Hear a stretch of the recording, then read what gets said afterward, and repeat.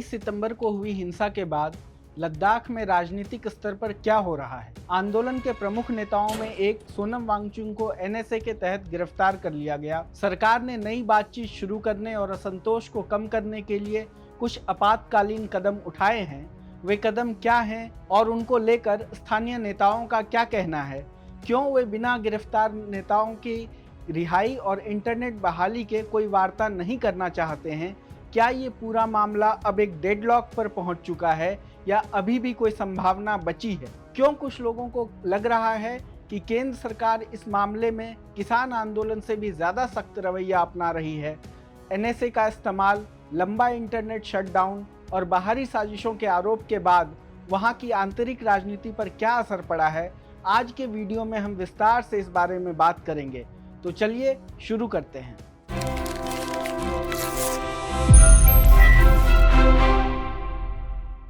भारत सरकार लद्दाख में बढ़ते राजनीतिक संकट को नियंत्रित करने के लिए नई दौर की बातचीत और आपातकालीन कदम उठा रही है। यह संकट सितंबर 2025 में लेह और कारगिल में हुई हिंसक झड़पों के बाद तेज हो गया।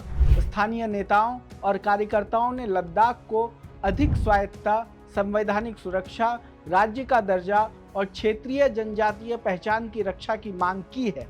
छठी अनुसूची के तहत स्वायत्त जनजातीय परिषदों को विधायी, प्रशासनिक और न्यायिक अधिकार प्राप्त होते हैं। केंद्र सरकार की देरी और अधूरे वादों के चलते इस असंतोष ने हिंसक रूप ले लिया। 4 लोग मारे गए और दर्जनों घायल हुए। अब स्थानीय नेताओं और कार्यकर्ताओं का कहना है कि लोगों में केंद्र सरकार के प्रति भरोसा काफी कम हो गया है। वे परिणाममुखी, ठोस और सार्थक वार्ता की मांग कर रहे हैं। हिंसा, कर्फ्यू, इंटरनेट बंदी और गिरफ्तारियों के कारण लैब और केडीए नेताओं ने फिलहाल वार्ता से पीछे हटने का निर्णय लिया है। उन्होंने कहा है कि जब तक गिरफ्तार कार्यकर्ताओं को रिहा नहीं किया जाता और इंटरनेट बहाल नहीं होता, तब तक वे किसी वार्ता में शामिल नहीं होंगे। सरकार ने इस स्थिति से निपटने के लिए लेह एपेक्स बॉडी लैब और कारगिल डेमोक्रेटिक अलायंस केडीए के प्रतिनिधियों के साथ नई बैठकें बुलाने की घोषणा की है। सरकार के मुताबिक ये बैठकें 6 अक्टूबर को होंगी और इसके लिए सितंबर के आखिरी दिनों में कई तैयारियों और पूर्व वार्ताओं का आयोजन किया जा रहा है। हालांकि लद्दाखी नेता इन बैठकों का विरोध कर रहे हैं। वीडियो में आगे बढ़ने से पहले हम आपको बता दें कि सरकार ने पहले ही कुछ आंशिक कदम उठाए हैं। इनमें अनुसूचित जनजातियों के लिए आरक्षण बढ़ाकर 84% करना, परिषदों में 33% महिलाओं को आरक्षण देना, स्थानीय भाषाओं में भोटी और पुर्गी को मान्यता देना और 1800 सार्वजनिक पदों पर भर्ती अभियान शामिल है। फिर भी कार्यकर्ता, जिनमें प्रमुख पर्यावरण कार्यकर्ता सोनम वांगचुक शामिल हैं, केंद्र सरकार पर एकतरफा और देरी से बातचीत करने का आरोप लगाते रहे हैं।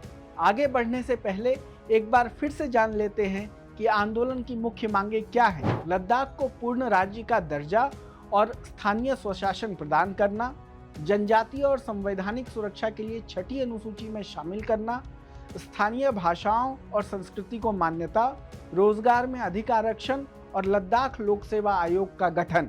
सरकार का कहना है कि लद्दाख को केंद्र शासित प्रदेश का दर्जा मिलने के बाद हुए विकास कार्य जैसे डिजिटल इंफ्रास्ट्रक्चर, विश्वविद्यालय और मेडिकल कॉलेज उसकी प्रतिबद्धता को दर्शाते हैं। लेकिन क्षेत्रीय संगठन इसे पर्याप्त नहीं मानते और कहते हैं कि मूल आकांक्षाएं, स्वायत्तता और संवैधानिक सुरक्षा जैसे वादे अभी भी पूरे नहीं हुए हैं। अब अगर आंदोलन से निपटने को लेकर केंद्र सरकार के रवैये की बात करें तो लद्दाख आंदोलन के मामले में सरकार का रवैया किसान आंदोलन की तुलना में कहीं अधिक सख्त है। हम किसान आंदोलन से इसकी तुलना इसलिए कर रहे हैं क्योंकि लद्दाख में आंदोलनकारियों की मुख्य मांगें भी अपने नेचर में संवैधानिक फैसलों से जुड़ी हैं। अब लौटते हैं कि कैसे सरकार इस आंदोलन से किसान आंदोलन से भी ज्यादा सख्त तरीके से निपट रही है। इसका पहला बड़ा उदाहरण राष्ट्रीय सुरक्षा कानून एनएसए का इस्तेमाल है। किसान आंदोलन में ज्यादातर मामलों में केवल आईपीसी की धाराएं और कभी कभी यूएपीए लगाए गए थे, जबकि लद्दाख में सोनम वांगचुक को सीधे एनएसए के तहत हिरासत में लिया गया। इंटरनेट और संचार पर भी अधिक सख्ती दिखाई गई। किसान आंदोलन में इंटरनेट अस्थायी रूप से बंद हुआ, जबकि लद्दाख में कई दिनों तक पूरे क्षेत्र में इंटरनेट बंद रहा। इससे लोगों की आवाजाही और सूचना का आदान प्रदान पूरी तरह प्रभावित हुआ।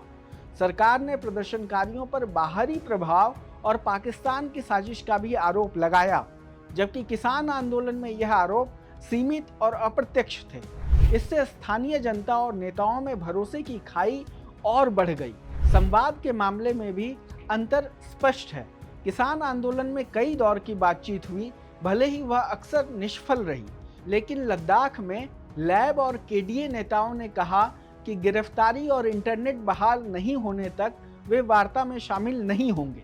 किसान आंदोलन और लद्दाख आंदोलन में क्या समानताएं हैं? बातचीत को लंबा खींचना, आंशिक रियायतें देना, कानून व्यवस्था का सख्ती से इस्तेमाल करना, प्रदर्शनकारियों पर बाहरी ताकतों का प्रभाव बताना, ये सब वो बातें हैं जो किसान आंदोलन और लद्दाख आंदोलन पर सरकार के तर्क को लगभग मिलाती हैं। फर्क यह है कि लद्दाख के मामले में सुरक्षा और सामरिक कारणों से सख्ती और बढ़ गई है।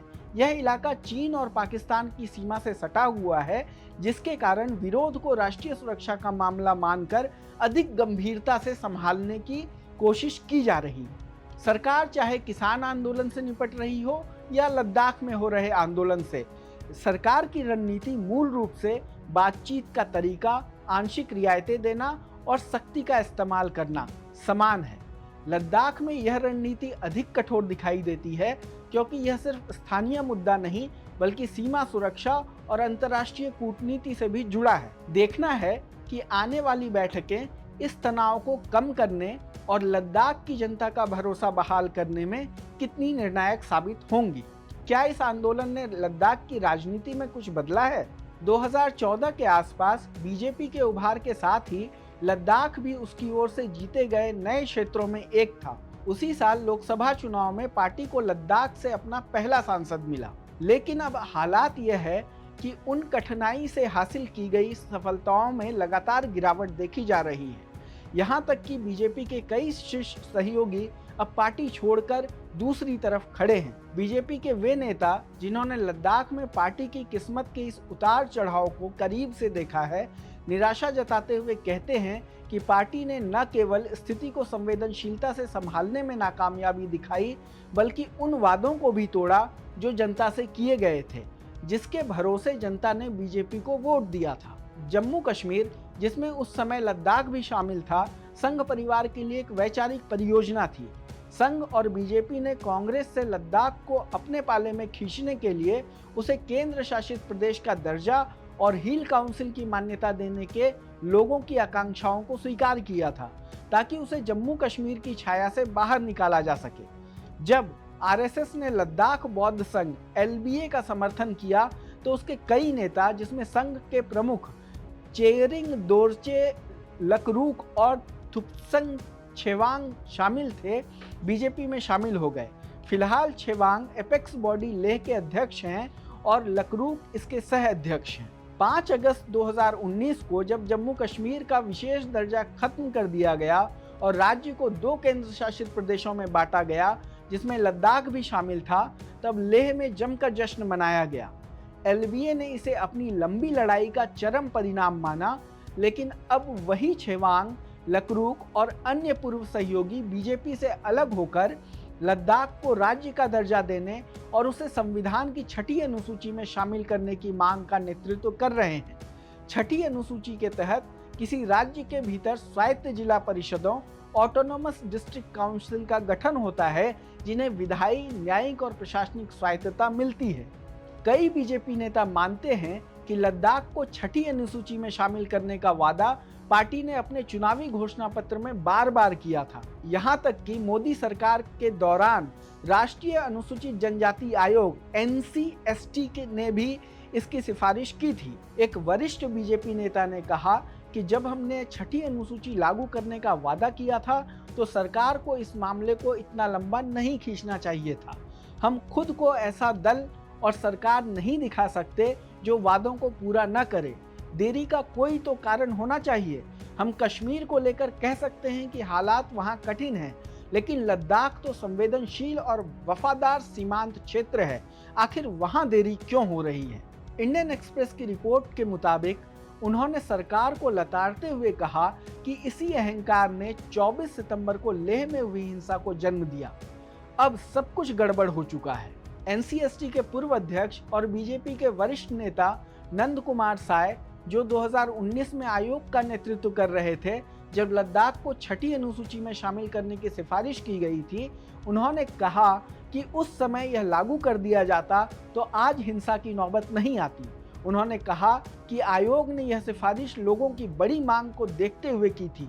छठी अनुसूची का दर्जा अब तक दे दिया जाना चाहिए था। केंद्र के इस टाल मटोल रवैये ने लेह, जहां बौद्ध बहुसंख्यक हैं, और कारगिल, जहां मुस्लिम बहुसंख्यक हैं, दोनों जिलों को एकजुट कर दिया है। कारगिल की ओर से कारगिल डेमोक्रेटिक अलायंस इन विरोध प्रदर्शनों का नेतृत्व कर रही है। बता दें कि कुछ दिनों पहले तक लद्दाख भाजपा की आईटी सेल सोनम वांगचुक की रील्स शेयर कर रही थी। अब उन्हें एनएसए के तहत गिरफ्तार कर जोधपुर जेल भेज दिया गया है। इससे भी पार्टी और केंद्र सरकार के प्रति लोगों में भरोसा काफी कम हुआ है। लद्दाख के बदलते राजनीतिक घटनाक्रम पर हमारी यह रिपोर्ट आपको कैसी लगी, हमें कमेंट बॉक्स में बताइए। देश दुनिया की तमाम खबरों के लिए देखते रहिए लोकमत हिंदी। धन्यवाद।